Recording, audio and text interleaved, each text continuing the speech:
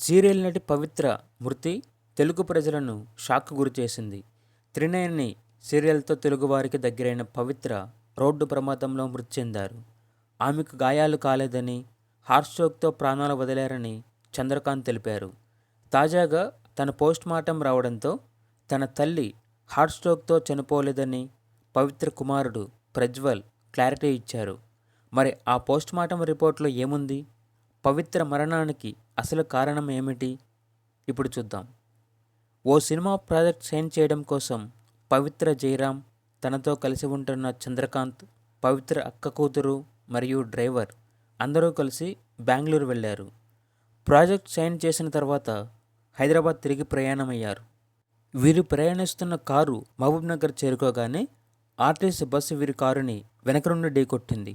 దీంతో కారులో ఉన్న వారికి గాయాలయ్యాయి. ఈ ఘటనలో పవిత్ర జయరాం ఘటనా స్థలంలోనే ప్రాణాలు వదిలారు. చంద్రకాంత్ స్వల్ప గాయాలతో బయటపడ్డారు. ఇదిలా ఉంటే పవిత్ర తనకు గాయాలవ్వడం చూసి హార్ట్ స్ట్రోక్ వచ్చి మృతి చెందారన్నారు చంద్రకాంత్. తాజాగా అందుకు సంబంధించిన పవిత్ర పోస్ట్మార్టం రిపోర్ట్ బయటకు వచ్చింది. అందులో పవిత్ర హార్ట్ స్ట్రోక్తో కాదు, ఇంటర్నల్గా ఇంజూర్ ఎక్కువ అవ్వడం వలన, అలాగే రిబ్స్ డ్యామేజ్ అవ్వడం వలన మృతి చెందినట్లు వివరంగా అతని కుమారుడు ప్రజ్వల్ క్లారిటీ ఇచ్చారు. ఎలాంటి హార్ట్ స్ట్రోక్ రాలేదని చెప్పారు. అటు పవిత్ర మరణ వార్త తట్టుకోలేక చంద్రకాంత్ కూడా ఆత్మహత్య చేసుకున్నారు. ఇటు పవిత్ర తన ఇద్దరు పిల్లలకు దూరమైతే, అటు చంద్రకాంత్ పిల్లలు కూడా తండ్రి ప్రేమకు శాశ్వతంగా దూరమయ్యారు.